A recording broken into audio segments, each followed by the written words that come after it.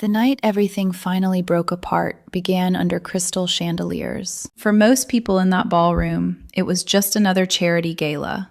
One of those glamorous corporate events where tickets cost more than a month of rent, champagne flows endlessly, and a string quartet plays elegant music nobody is really listening to. For me, it was the night my husband humiliated me in front of an entire room full of people who controlled my professional future. And strangely enough, it was also the night I knew his life was about to collapse. My name is Rachel Matthews. Until that evening, most people would have described me as a quiet woman, dependable, predictable, the kind of person who works steadily for years without making noise or attracting attention, the kind of woman people assume is harmless. My husband, Daniel Carter, original role must change logically.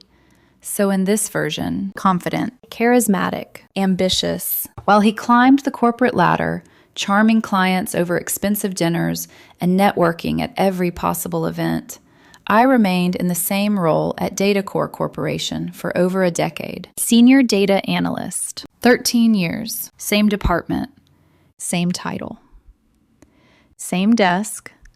According to Daniel, it was embarrassing. That night at the gala, he decided to make sure everyone knew it. We were seated at a large round table, surrounded by executives, board members, and department heads. Crystal glasses, white linen, a centerpiece of orchids that probably cost more than my monthly groceries. Everything looked perfect. Then Daniel leaned back in his chair, lifted his champagne glass, and spoke loudly enough that half the ballroom could hear him. Everyone, can we just appreciate something incredible for a moment? The table fell quiet. He gestured toward me with a smile that looked charming to strangers. But I knew that smile. It meant trouble. My wife, Rachel, he said proudly, has held the exact same analyst position for 13 years. A few people chuckled politely. Daniel continued. Think about that. 13 years. Most people either get promoted or fired long before that. The laughter grew louder. Not genuine laughter. The nervous kind. The kind people produce when they don't know whether something is funny or cruel. My supervisor stared at his plate. The VP checked his phone. No one looked at me. Daniel raised his glass higher. To consistency, he announced. To playing it safe. To my incredibly dependable wife. The most stable piece of middle management DataCore has ever seen. More laughter. A few people coughed. Someone clinked a glass awkwardly. And in that moment, the room felt very quiet. I didn't argue. I didn't react. I didn't even look at him. Instead, I calmly adjusted the cuff of my sleeve, took another sip of wine, and continued eating my dinner as if nothing had happened. Because while Daniel believed he had just embarrassed me, he had actually done something much worse. He had just given me the perfect reason to do what I had been preparing to do for months. What no one at that table knew, what Daniel never bothered to notice, was that while he had been busy climbing his corporate ladder, I had been quietly documenting something that could destroy his entire career. And when the right moment came, I was going to show it to the only people in the company who truly mattered. The board of directors. And once they saw the evidence, silence would become the sharpest weapon in the room. Because people often confuse quiet women with weak ones. But silence is not weakness. Sometimes. Silence is simply patience. And patience, when used correctly, can ruin someone. Before everything collapsed, before the investigations and the quiet destruction of Daniel's career, there was a time when I truly believed our marriage was solid. Looking back now, that belief feels almost naive. But at the time, it felt real. My name is Rachel Matthews, and 15 years earlier, I was just another ambitious graduate trying to find my place in the corporate world. I met Daniel Carter during my second year working at DataCore. Back then, neither of us had money. Neither of us had influence. We were just two young professionals trying to prove ourselves. Daniel worked for a consulting firm that partnered with large technology companies. He was charismatic in a way that made people instantly comfortable around him. He could walk into a room full of strangers, and within 10 minutes, they were laughing with him like old friends. I was the opposite, quiet, observant.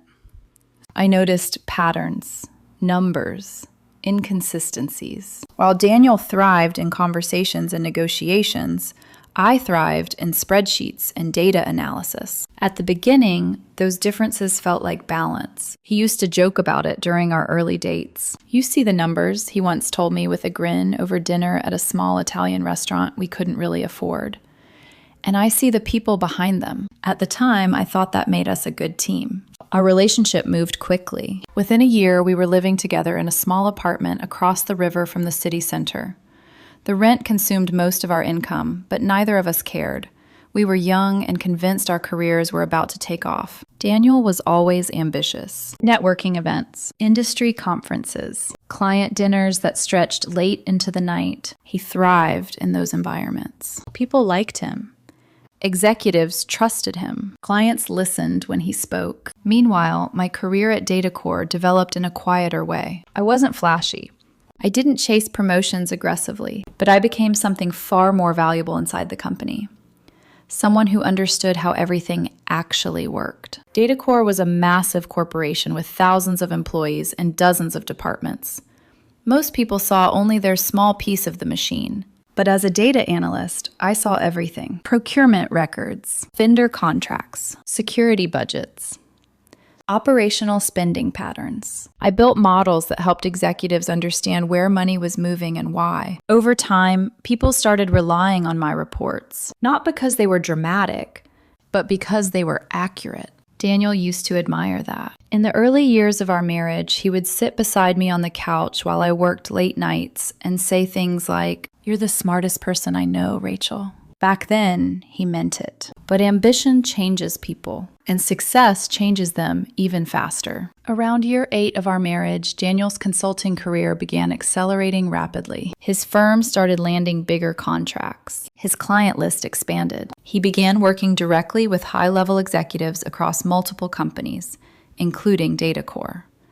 That was when something subtle began to shift in our relationship. At first, it was small things, conversations about work that turned into comparisons. "You're still in the analyst role?"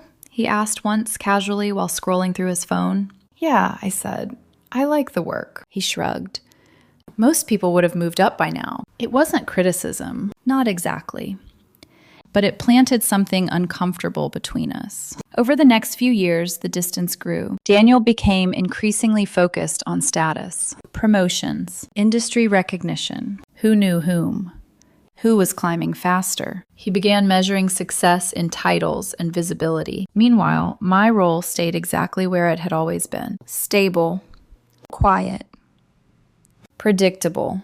To Daniel, that looked like stagnation. To me, it looked like freedom. Because the longer I worked inside DataCore systems, the more I understood something very few people noticed. Information was power. And the people who moved quietly through data had access to truths no executive presentation ever revealed. But by the time I fully understood that, Daniel had already stopped paying attention to anything I did. To him, I had become background noise. The dependable wife, the quiet analyst, the woman who stayed in the same job year after year while he built his impressive career. By year 15 of our marriage, Daniel rarely asked about my work anymore. He didn't read my reports.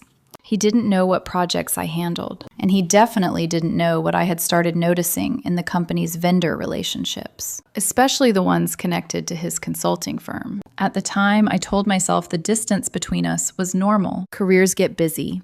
People change. Marriages go through phases. But looking back now, that growing silence between us wasn't just emotional distance. It was the beginning of something much more dangerous. Because while Daniel believed I was a quiet woman going nowhere, I had already started asking questions about things that didn't make sense. Questions about vendor contracts, about approval timelines, about one particular cybersecurity company that seemed to be receiving an unusual amount of attention, a company called Sentinel Tech Solutions. And the deeper I looked into those numbers, the more they began pointing to someone I knew very well, my husband, Daniel Carter. Suspicion rarely begins with one dramatic discovery. It begins with small things, a sentence that feels slightly off, a look that lingers too long, a pattern that should not exist, but does. That was how it started for me, not with anger, not with betrayal so obvious I could point to it immediately. Just a slow, steady feeling that something in my marriage,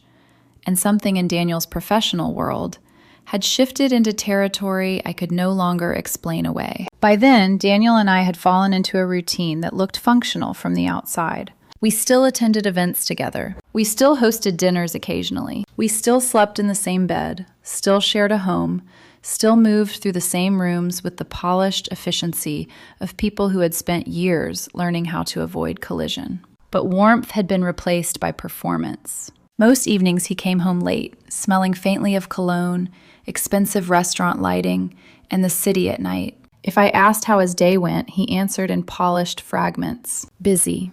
Big client meeting. Potential expansion opportunity. Always just enough detail to sound transparent. Never enough to actually invite conversation. Sometimes I would sit across from him at the kitchen island while he loosened his tie and checked emails on his phone.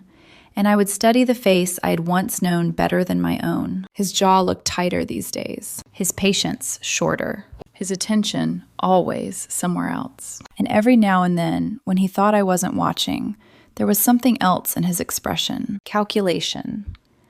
As if every conversation had become a negotiation. As if every person in his life existed somewhere on a scale of usefulness, including me.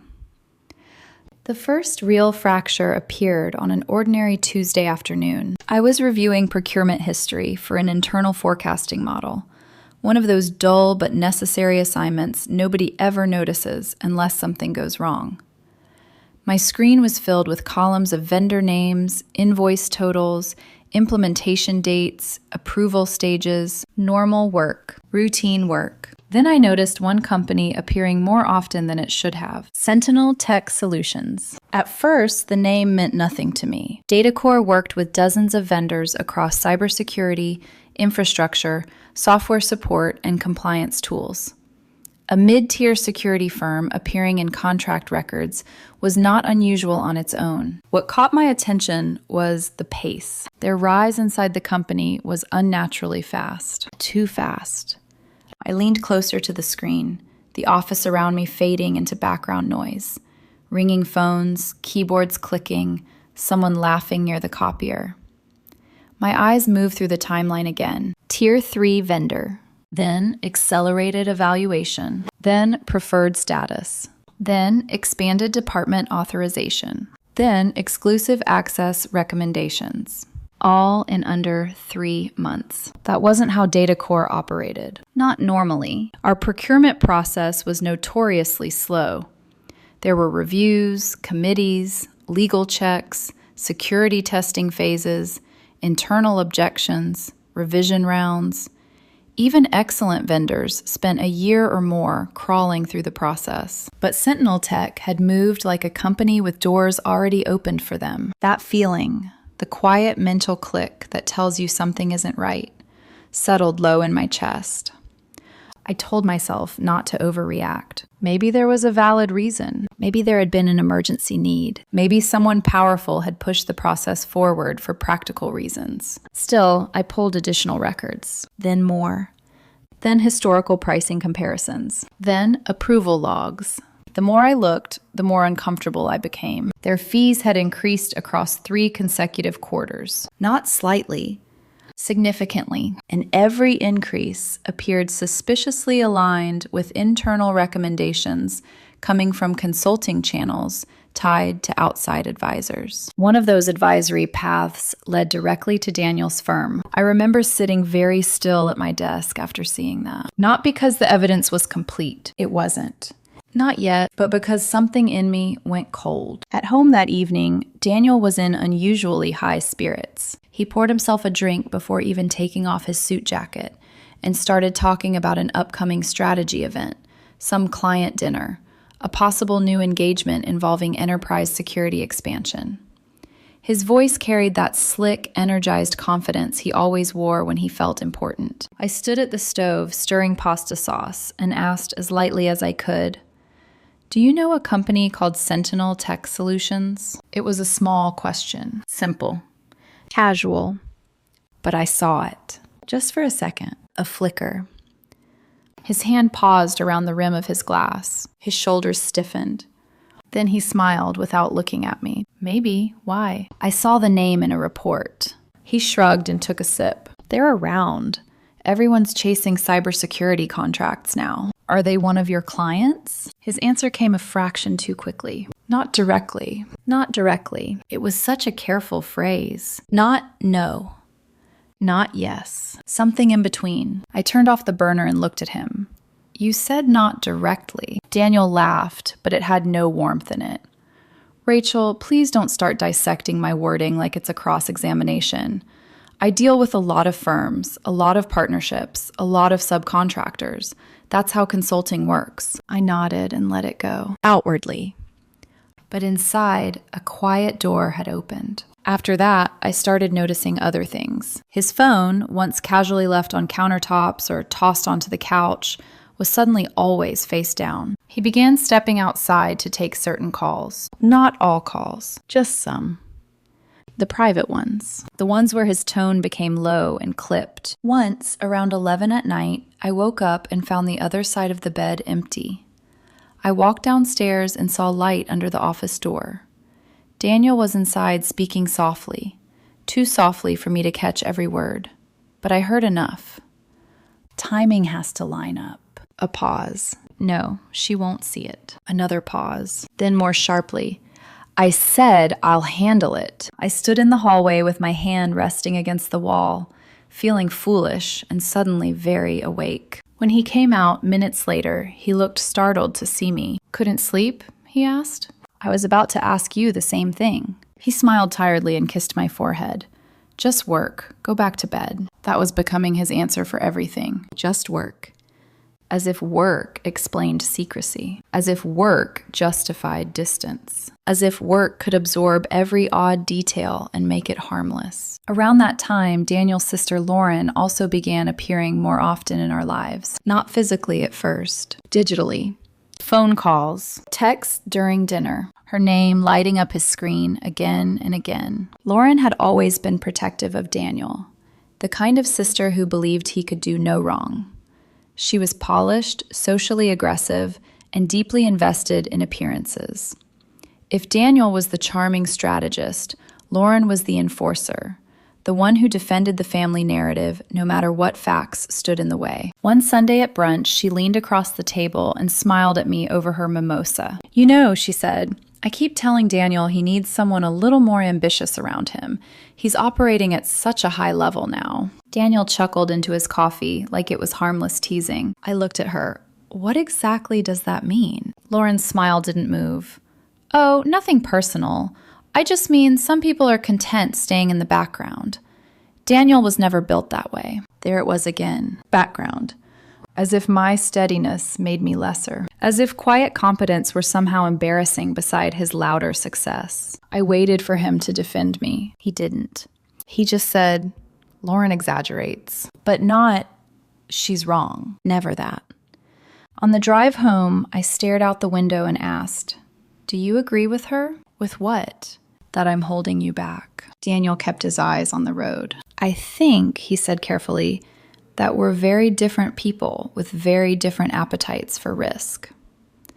It sounded thoughtful, reasonable, almost kind, which made it worse. Because what he really meant was, I move upward, you stay where you are.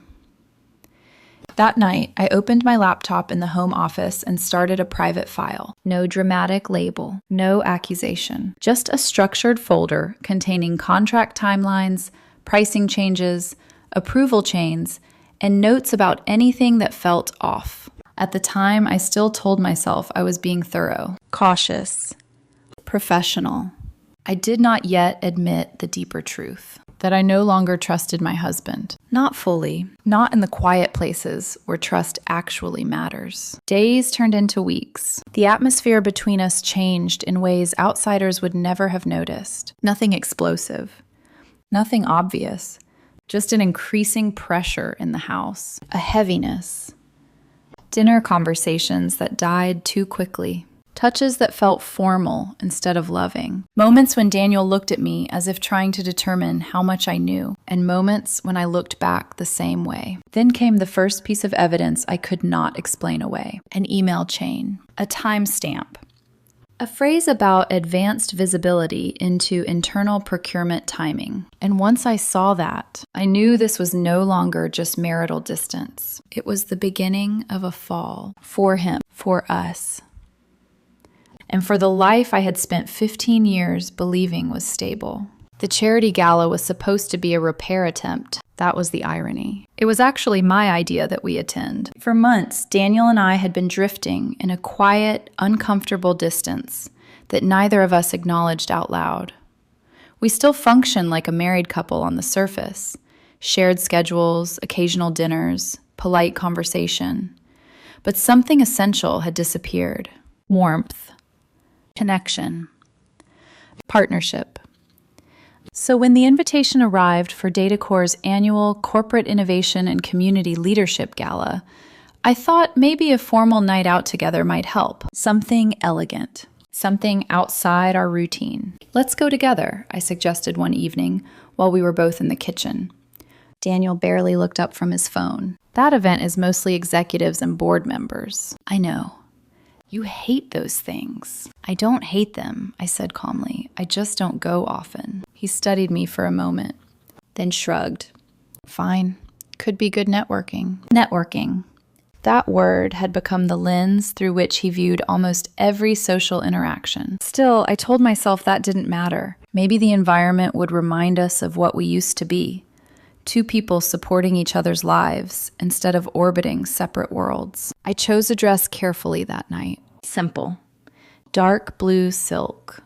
Elegant but understated. I remembered the early years of our marriage when Daniel used to stop and look at me before we left the house and say something soft like, "You look incredible." That night he only glanced briefly as he adjusted his cufflinks. "You ready?" he asked. "Yes."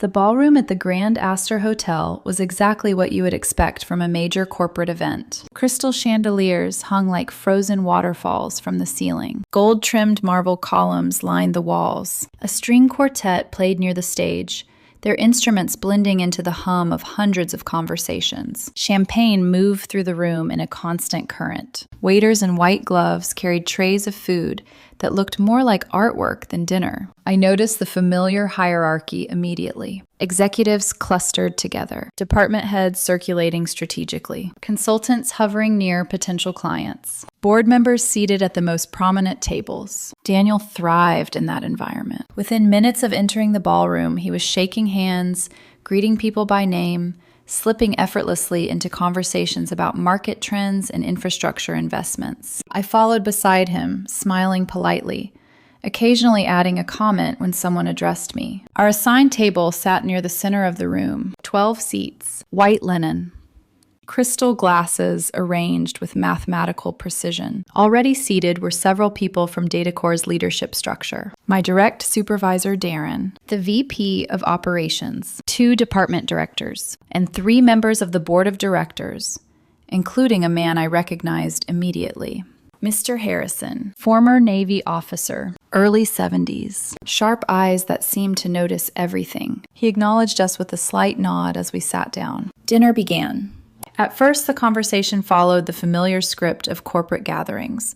Quarterly earnings projections, supply chain volatility, security infrastructure investments. People spoke carefully, politely, always aware of who was listening. I ate slowly, listening more than speaking. Daniel, however, seemed unusually energized. He drank a little faster than usual. Not drunk, but animated. His voice growing louder. His jokes slightly sharper. Then, halfway through the main course, it happened. Daniel leaned back in his chair and lifted his wine glass. "Can I say something for a second?" he asked loudly. Several people turned toward him. The room at our table quieted. He smiled broadly. "Everyone here works in such high-pressure roles. Promotions, acquisitions, leadership shifts.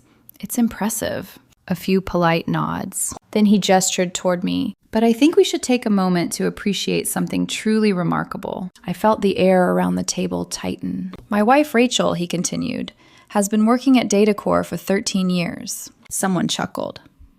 Daniel raised an eyebrow dramatically, in the exact same analyst position. The chuckle spread around the table like a ripple. My supervisor froze. The VP suddenly looked fascinated by his phone. Daniel continued. That level of consistency is honestly incredible. More laughter. Nobody stays in the same role that long unless they're either extremely cautious, he paused, or extremely comfortable not moving up. My fork rested halfway between the plate and my mouth. I set it down slowly. The laughter around the table was strained now, uncertain. Daniel wasn't finished. He lifted his glass higher. To Rachel, he said cheerfully, the most stable piece of middle management data core has ever seen. A few people laughed louder than necessary, the kind of laughter that tries to dissolve tension. The string quartet behind us actually faltered on a note. I felt every pair of eyes around the table shift away from me. No one spoke. No one defended me. No one even made a weak attempt to redirect the conversation. Except for one person, Mr. Harrison. He didn't laugh. He didn't look uncomfortable. He simply watched me, calmly, carefully, as if observing how I would respond. Daniel leaned back, satisfied with the reaction. Come on, he added lightly. I'm teasing. Rachel knows that. I adjusted the cuff of my sleeve, lifted my glass, took a slow sip of wine. Then I dabbed my mouth with the napkin and stood up. Excuse me, I said politely. I need to take a call. My voice was steady, controlled. Daniel barely noticed me leaving. He had already turned toward the CFO's wife, launching into an animated story about market disruption strategies. I walked through the ballroom without rushing, down the marble staircase, through the glass lobby, out into the cool October night. The air smelled faintly of rain and lavender from the hotel gardens. I sat on the edge of a concrete planter near the valet stand and rolled up my sleeves. My hands were completely steady. My breathing was normal because I wasn't angry. Anger comes from surprise. And Daniel's behavior hadn't surprised me in years. What he didn't understand, what nobody in that ballroom understood, was that moment of public humiliation had simply confirmed something I already knew. The man I had married no longer respected me, and the evidence I had been quietly collecting for months was about to become very important. Inside the ballroom, Daniel believed he had just made a clever joke. Outside, in the cold night air, I realized something far more significant. That joke had just given me the final reason I needed to act. The ride home from the gala was almost completely silent, not the comfortable silence of two people who understand each other without words. This silence was sharp, measured, carefully maintained. Daniel drove with one hand on the steering wheel, the other scrolling through his phone. The soft glow from the screen reflected across his face, while the city lights slid past the windshield in slow streaks of yellow and white. I watched the steady rhythm of streetlights appearing and disappearing. He didn't apologize. Not even indirectly. For 10 full minutes, the only sound inside the car was the quiet tap of his fingernails against the glass of his phone screen. Finally, he laughed. A short, dismissive sound. Come on, he said. Don't tell me you're actually upset about that. I didn't answer. He glanced at me briefly, then back at the road. It was obviously a joke. Still silence from me. Rachel, he continued with a slightly impatient sigh. Nobody there took it seriously. I turned my head slowly and looked at him. That's not the point. He rolled his eyes. Then what is the point? You humiliated me in front of half the leadership of the company where I work. Daniel let out another laugh. You're exaggerating. Am I? Yes, he said firmly. It was light teasing. People do that all the time at these events. I studied his expression. There was no guilt there, no embarrassment. Just irritation that I was making the evening inconvenient. That wasn't teasing, I said quietly. He tightened his grip on the wheel. You're being dramatic. The word landed between us like a stone. Dramatic. The irony of that accusation almost made me smile. Because if there was one thing I had never been in our marriage, it was dramatic. I didn't yell. I didn't throw accusations. I didn't escalate arguments. I simply observed, recorded, waited.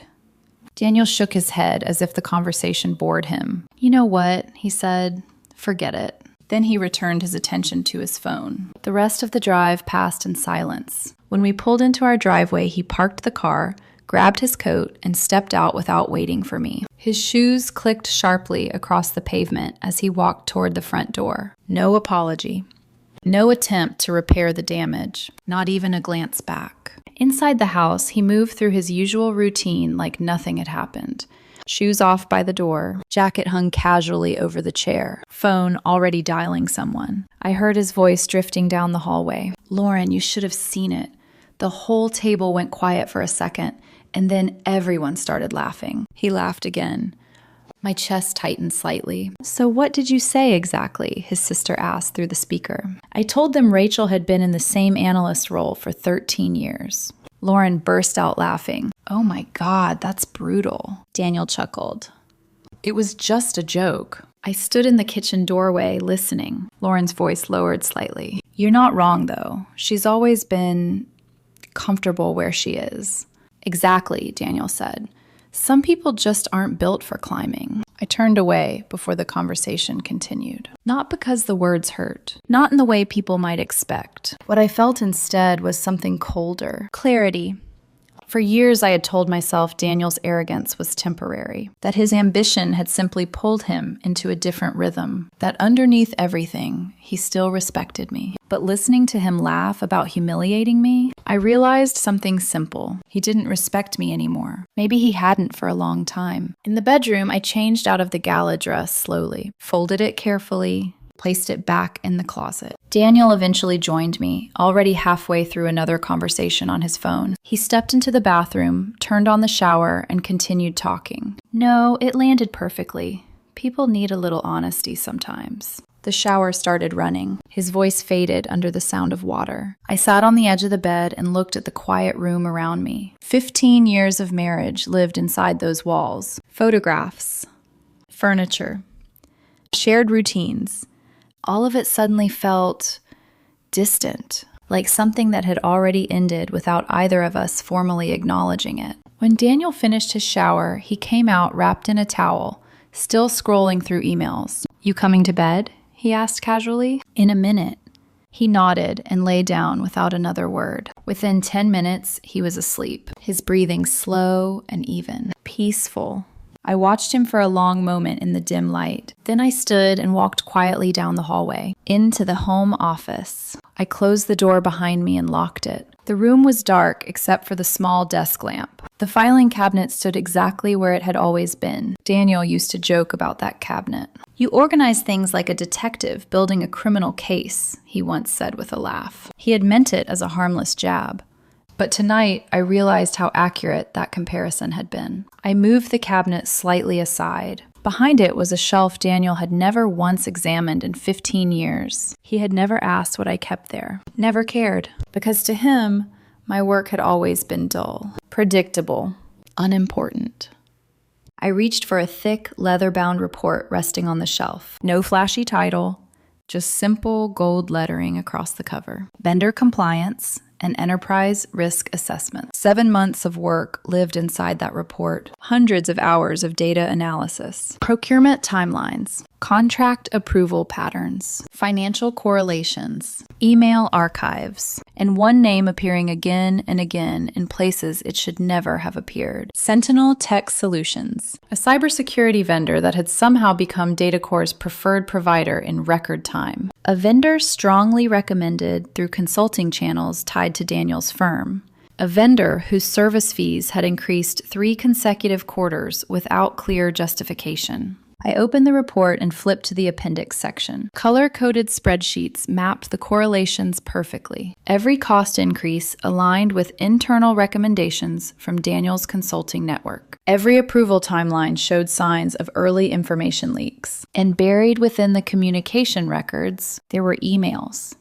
Careless ones. Daniel had written them himself. Jokes about advanced visibility into procurement timelines. Comments about knowing when the door will open before anyone else. Nothing that screamed criminal behavior at first glance. But when placed beside the financial patterns, the story became impossible to ignore. I removed one specific page, folded it carefully, placed it inside a plain manila envelope. Then I wrote a single name on the front. M. Harrison, Board of Directors. Next, I opened my desk drawer and removed a small USB drive. No label, no identifying marks. It contained the complete documentation archive, 7 months of evidence, enough to trigger a serious investigation. I stared at the drive for a long moment, not hesitating, just recognizing the weight of what would happen next. Because once this information reached the board, things would move very quickly, and Daniel's career would be standing directly in the path of that movement. For a long time, he had believed I was quiet because I lacked ambition, because I lacked courage, because I lacked power. But quiet people are often the ones paying the closest attention.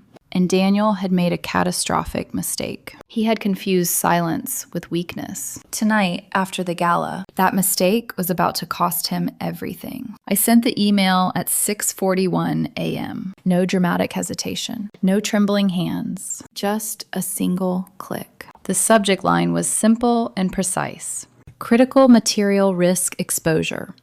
Requires immediate board-level review. The message itself was deliberately short. I didn't write a long explanation. People at the board level rarely read long explanations. Instead, I attached 3 documents. A condensed version of the vendor analysis, 2 visual charts showing cost escalation and approval patterns, and a summary page highlighting a potential conflict between DataCore procurement timing and external consulting access. The last line of the email read, "Full documentation available upon request." Then I deleted the working files from my laptop, cleared the temporary storage cache, ran a security wipe program, closed the computer. By the time Daniel woke up for his morning routine, yoga mat in the living room, green smoothie in the kitchen, the email had already been opened, not by 1 board member, by 3.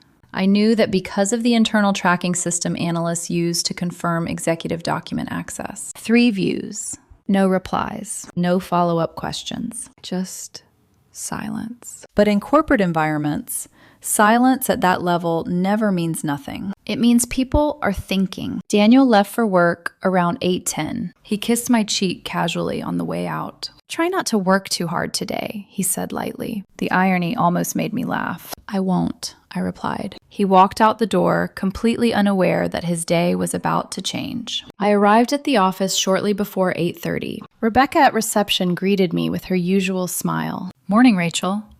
"Morning." Everything looked normal. Elevators opening and closing. Employees carrying coffee cups. People discussing deadlines. Just another weekday inside a massive corporation. I opened my workstation, pulled up the usual reports, answered a few routine emails. For 45 minutes, nothing happened. Then at 8:23 a.m., my phone buzzed. A calendar notification. Emergency executive board meeting. 10:30 a.m. My name appeared under required attendance. I stared at the screen for several seconds. Mid-level analysts do not attend board meetings, ever, which meant one thing. They had read the documents, and they wanted answers. The tension began spreading quietly across the building long before the meeting started. My supervisor, Darren, stopped by my desk around 9. He looked pale. "Did you receive that meeting notice?" "Yes." He swallowed. "Do you know what it's about?" I shook my head calmly. "No idea."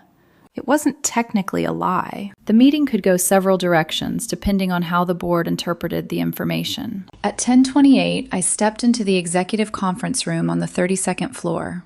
The atmosphere felt completely different from any normal meeting. Heavy, focused, controlled. Darren was already seated, staring at the table like he was studying a crime scene. The VP of Operations typed rapidly on his laptop. 2 department heads whispered to each other in low voices. Then the door opened again. Mr. Harrison walked in last.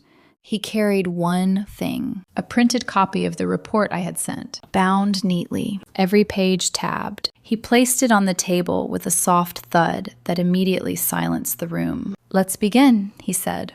The next 90 minutes felt less like a meeting and more like a surgical dissection. No shouting, no accusations, just questions, precise ones. How did Sentinel Tech move from Tier 3 vendor to preferred provider in 90 days? Why did their service fees increase 41% across 3 consecutive quarters? Who authorized the firewall compliance overrides during infrastructure deployment? The The pages turned slowly, charts examined, emails highlighted, each piece of evidence carefully placed beside the next, patterns forming. The legal director, Marcus, eventually tapped a specific document. Who identified these correlations? Mr. Harrison looked directly at me. Rachel Matthews. Every head in the room turned. I met their gaze calmly. These patterns emerged during a standard procurement review model, I said. Marcus nodded slowly. And the email communications referenced in Appendix C, they were archived during vendor performance evaluation. He studied me carefully. You understood the implications when you compiled this. Yes. The room fell quiet again. Then the door opened. Mr. Harrison's assistant stepped inside and handed him a phone. He glanced at the screen and answered, "Yes." A pause. His expression hardened slightly. "No," he said evenly.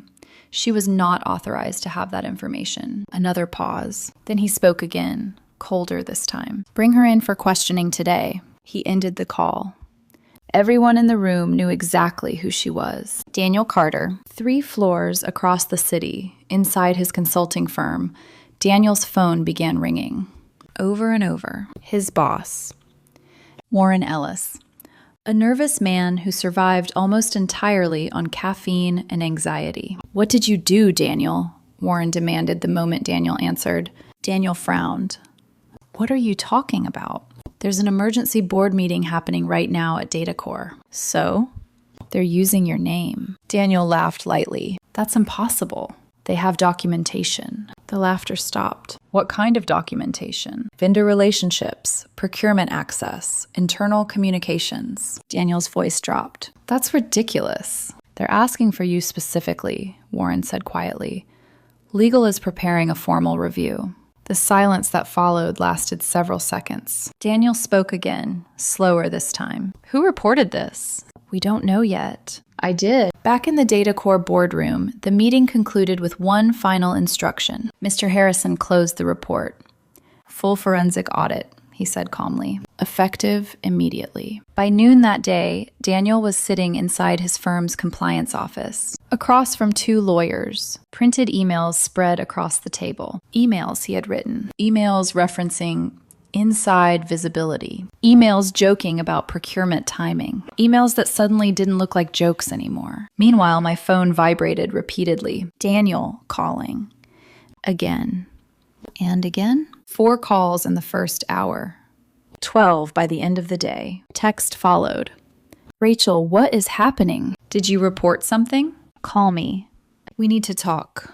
Right now." I didn't answer. I didn't read most of them, because once the machine of corporate investigation begins moving, no individual conversation can stop it. By Wednesday morning, whispers were already spreading across the industry. Nothing public yet, just quiet phrases appearing in internal networks. Under internal review, compliance concerns, vendor relationship investigation. Late that afternoon, someone leaked a photo. Daniel leaving his office building, carrying a cardboard box, not escorted by security, just walking beside a legal representative. But the meaning was obvious. His career was cracking, and the pressure was only beginning. By Wednesday evening, the house felt different, not louder, not more chaotic, just hollow. Daniel had always filled space with noise.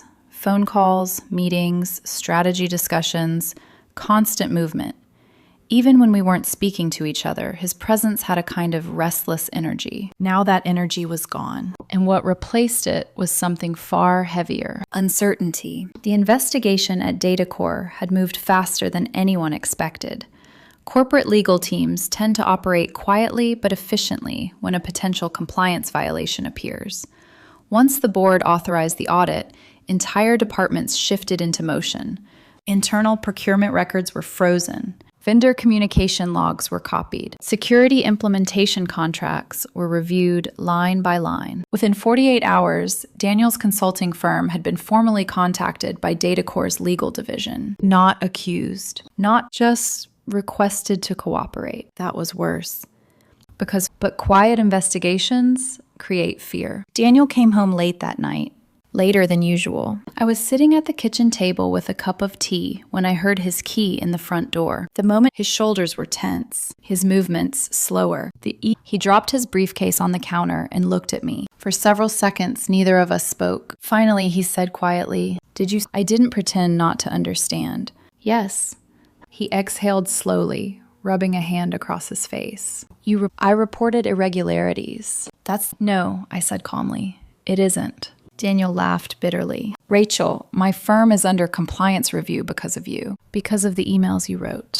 You went digging through my work? I analyzed vendor relationships connected to my company. That's not your job. Actually, I replied softly, it is. For a moment, anger flared across his face, but it faded almost as quickly as it appeared. Because Daniel understood something I could see forming in his mind. If the board had already opened an investigation, then the evidence was already in their hands. Blaming me would not change that. He pulled out a chair and sat across from me. You could have talked to me first, he said quietly. I studied his face.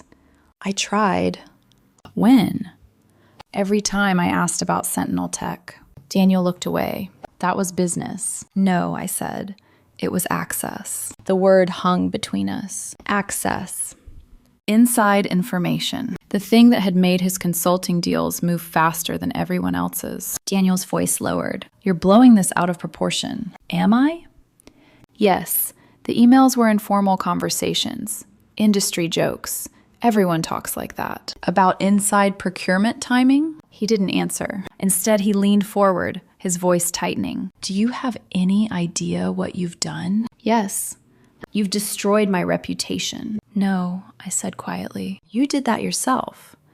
The kitchen fell silent. Outside, wind moved through the trees along our street, rustling the dry October leaves. Daniel stared at the table. For the first time since I had known him, he looked uncertain, not defeated, but shaken. You think this ends my career? He asked. I think the investigation will answer that. He laughed again, though there was no humor in it. You've always been like this. Like what? Cold. The accusation surprised me. Cold? I repeated. Yes, you sit there analyzing everything like it's a spreadsheet. People make mistakes, Rachel. Normal couples talk things out. They don't destroy each other. I felt something twist quietly inside my chest. Normal couples don't humiliate each other in public either. He flinched slightly, not dramatically. Just enough to tell me he remembered the gala. That was a joke, he muttered. You told your sister it landed perfectly. His head snapped up. You were listening? You were loud. Daniel pushed back from the table and began pacing across the kitchen. I can't believe you did this, he said. You think this is revenge, isn't it? No. Then what is it? I looked at him for a long moment. It's consequences. The words seemed to drain something from him. He leaned against the counter, staring down at the floor. What happens now? He asked quietly. The audit continues. And if they find wrongdoing, they will. Daniel closed his eyes briefly. When he opened them again, there was something different in his expression. Fear. The confident consultant who had always controlled every room suddenly looked like a man who realized he had lost control of the narrative. You could stop this, he said. No. Rachel. No.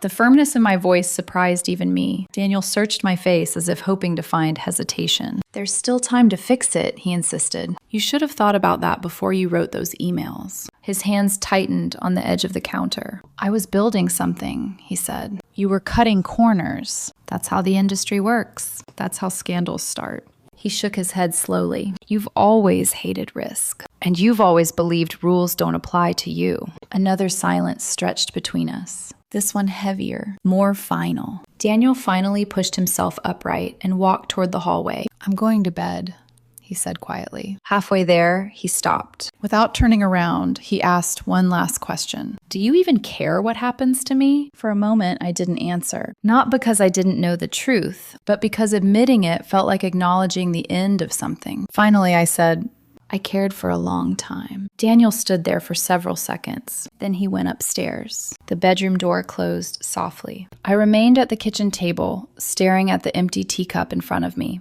This was the part nobody talks about when justice finally arrives. The quiet afterward. The realization that winning an argument, exposing wrongdoing, or proving you were right doesn't bring the satisfaction people imagine. It just leaves you alone with the ruins of something that once mattered. 15 years of marriage.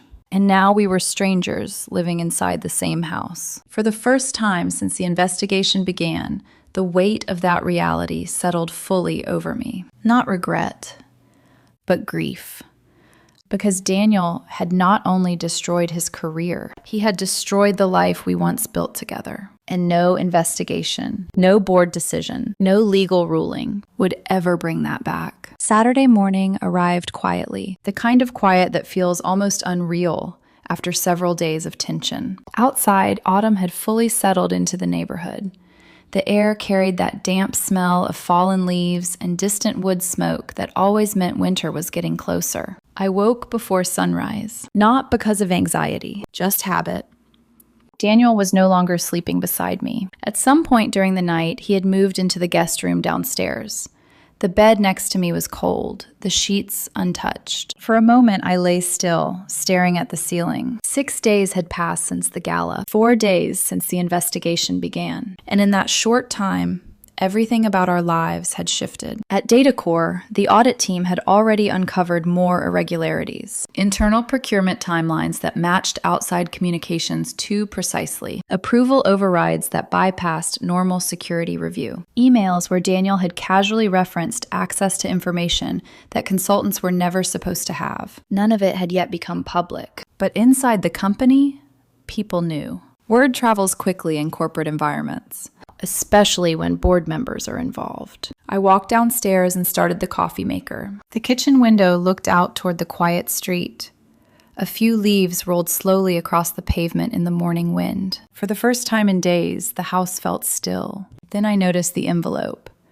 It was lying on the small table near the front door. Plain Manoa, no mailing label, no courier stamp. Just my name written across the front in Daniel's handwriting. I picked it up slowly. It felt heavier than a simple letter. Inside was a stack of papers, legal documents. The top page carried the bold header of the county court, Petition for Dissolution of Marriage. Divorce papers, filed 3 days earlier, signed. Stamped. Official. For a long moment, I simply stood there, holding the documents, absorbing the reality of what Daniel had done. He hadn't waited. He hadn't argued. He hadn't tried to repair anything. He had simply ended it. I flipped through the pages quietly. Asset division. Property declarations. Standard legal language outlining the separation of 2 lives that had once been shared. At the very top of the stack was a short, handwritten note. Just 1 sentence. I was never the person holding you back. I read it twice. Then I folded the paper carefully and placed it back inside the envelope. There was no anger in me, no shock. Just an odd sense of inevitability. Daniel must have packed during the night. When I walked into the kitchen again, I noticed something else. His wedding ring. It sat on the counter near the sink, face down, left without ceremony. The sunlight from the window caught the metal edge, making it shine faintly against the marble surface. 16 years of marriage reduced to a small circle of gold. I poured coffee and sat down at the table. For a long time, I watched the steam rise from the cup. It felt strange how quiet everything was. No raised voices, no dramatic confrontation, just 2 people who had finally reached the end of a road neither of them could walk anymore. Around mid-morning, my phone buzzed. An internal email from DataCore. Subject, Executive Appointment Confirmation. I opened it slowly. The message was short but decisive. Effective immediately, Rachel Matthews is appointed Executive Director of Enterprise Risk Management and Compliance Oversight. The position reported directly to the Board of Directors. Independent authority across all operational departments. Full access to financial and procurement records. For several seconds, I simply stared at the screen. This was not a normal promotion. This was structural power. The kind of role created when an organization decides it needs someone to watch everything. Someone who understands where problems hide. Someone the board trusts. The final line of the email read, "This appointment reflects exceptional analytical work and commitment to corporate integrity. I closed the laptop slowly. Across the room, the house still looked exactly the same. Same furniture, same photographs, same quiet kitchen, but everything about my life had shifted. Daniel's career was collapsing under investigation. Our marriage was legally over, and I had just been placed in one of the most powerful oversight roles inside a multi-billion-dollar corporation. Later that afternoon, I returned to the office to review transition documents. As I walked down the executive hallway on the 32nd floor, someone approached from the opposite direction. Mr. Harrison. He slowed slightly as we passed each other. Didn't stop. Didn't smile. Just gave me the same sharp nod he had given me at the gala. Then he spoke quietly. Don't explain what you're doing. I looked at him. Why not? He continued walking. Because people listen more carefully when you stay quiet. Then he disappeared down the corridor. That evening, I returned home to an empty house. Daniel hadn't taken much with him. A few clothes, his laptop, some personal files. The rest of the house remained untouched, as if he had simply stepped out and might return any moment. But we both knew he wouldn't. Late that night, my phone buzzed one final time. A message from Daniel, just one line. You won completely.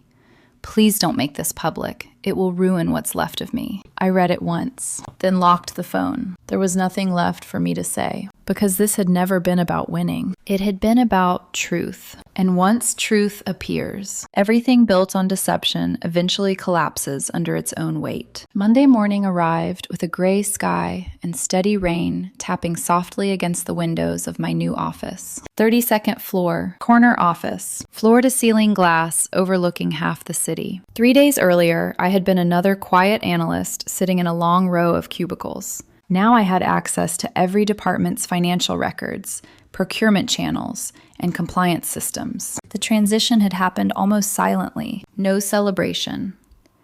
No company-wide announcement. Just one internal email and a new access badge that opened doors most employees would never see. That was how real power often worked inside large corporations. Quiet.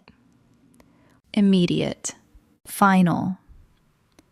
By the time I sat down at the new desk that Monday morning, the investigation into Sentinel Tech had already expanded beyond data core. Legal teams from both companies were coordinating a full forensic audit. Not rumors, not speculation. A formal examination of contracts, communication logs, and financial transactions. Daniel's name appeared frequently in those records. Not as a criminal defendant, not yet, but as someone whose involvement required explanation. And explanations were becoming harder to provide. At 9:10 a.m., the executive board meeting began. Marcus from legal opened the discussion with his usual calm efficiency. The internal audit has confirmed several compliance violations, he said, sliding a folder across the table. Specifically, improper access to procurement scheduling information. Source?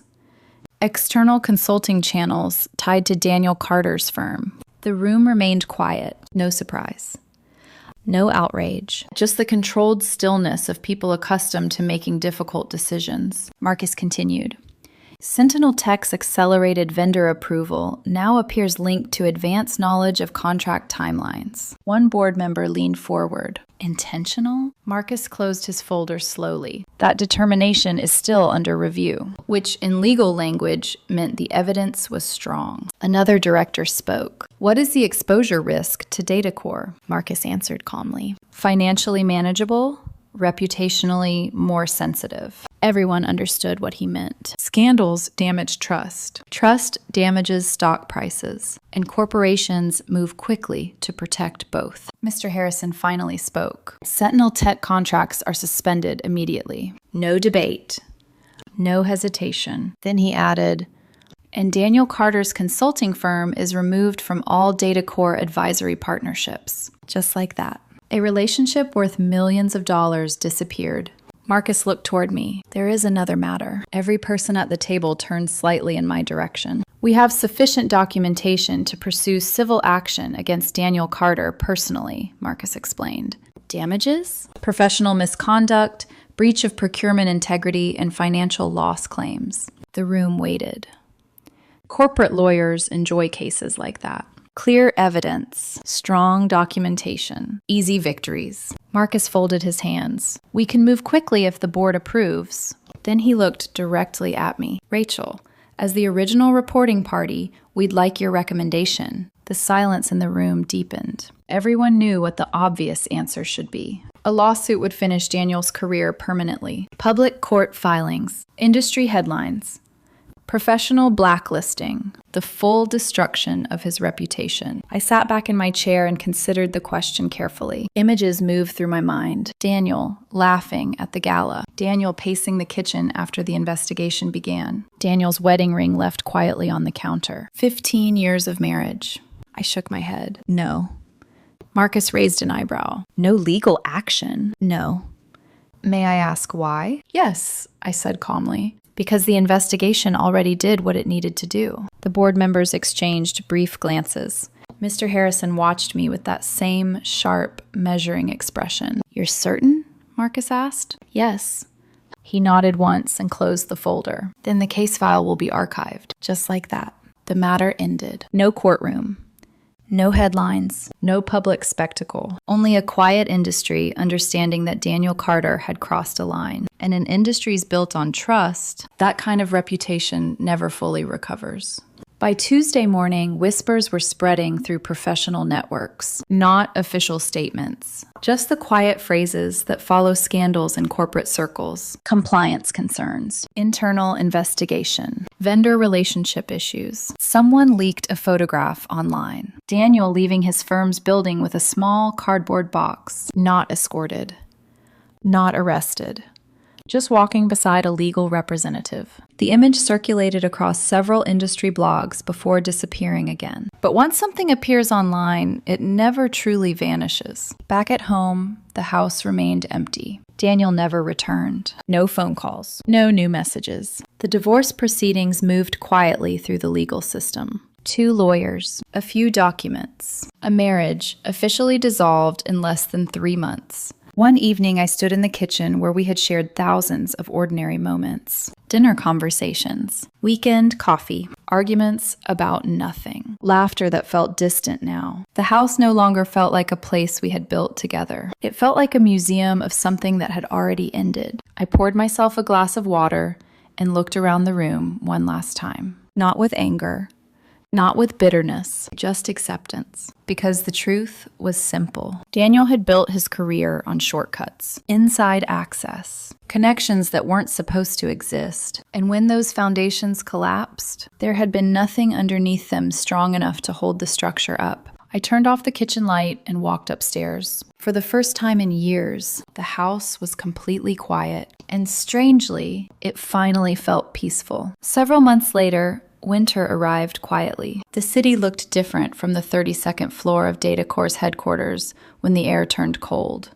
The streets below seemed smaller from that height, the constant motion of traffic reduced to slow lines of red and white lights moving through the gray morning haze. I had settled into my new role by then, Executive Director of Enterprise Risk Management and Compliance Oversight. It was a title that sounded heavy, but the work itself was surprisingly simple in principle. Pay attention. Ask questions. Follow the numbers where they lead. Most corporate problems are not hidden very well. They survive because people are too busy, too distracted, or too comfortable to look closely. I wasn't any smarter than the analysts who had sat in my department for years. I had simply been patient enough to keep looking. The Sentinel Tech contracts were eventually replaced by another cybersecurity provider after a long and careful review process. Procurement rules inside DataCore were tightened. Approval pathways changed. Several internal departments adopted stronger oversight protocols. Quiet reforms. No press conferences. No public scandal. From the outside, the company simply appeared to be improving its compliance structure. Inside, everyone understood why. Occasionally, I would hear Daniel's name mentioned in industry conversations. Never loudly. Never directly, just small fragments of information drifting through professional networks. His consulting firm had distanced itself from him quickly once the investigation began. Some former clients quietly stopped returning his calls. Others requested new consultants for their projects. No formal charges were ever filed. But in fields built on trust and access, reputation matters more than anything written in law. And once trust is damaged, rebuilding it becomes nearly impossible. I never contacted him again. Not out of anger, just because there was nothing left to say. Our divorce finalized early that spring. The legal process was calm, almost clinical. Assets divided, documents signed. 2 signatures dissolving 16 years of shared life. The final paperwork arrived by mail on a Thursday afternoon. I placed it in a folder, filed it away, and went back to work. That was the moment I understood something important. Closure rarely arrives with dramatic emotion. Most of the time, it arrives quietly, while you are busy living the next chapter of your life. A few weeks later, I attended another corporate event, not a gala, just a smaller executive dinner with several board members and department leaders. The setting was elegant but subdued. Soft lighting, low conversations, a piano playing somewhere near the bar. At one point during the evening, Mr. Harrison approached my table. He stood beside my chair for a moment before speaking. "You handled the investigation well," he said. "Thank you." He studied me briefly. "Most people in your position would have pursued the lawsuit." "I know." "Why didn't you?" I thought about the question carefully. Then I answered honestly, "Because the truth was enough." He nodded once. "Correct." Then he added something else before walking away. People often misunderstand quiet people. I watched him for a moment before responding. "Yes, they do." That night, as I left the restaurant and stepped into the cold air, I remembered the gala where everything had started. The laughter, the humiliation, Daniel raising his glass and joking about my career in front of an entire room. At the time, he believed he had exposed my weakness. What he never understood, what many people never understand, is that silence is not the absence of power. Silence is often the presence of patience. People who shout the loudest in public usually believe they control the story, but the truth does not belong to whoever speaks the most. It belongs to whoever holds the facts. Daniel thought I was quiet because I lacked ambition, because I lacked courage, because I lacked the will to fight back. He was wrong. I wasn't silent because I was weak. I was silent because I was watching, learning, recording.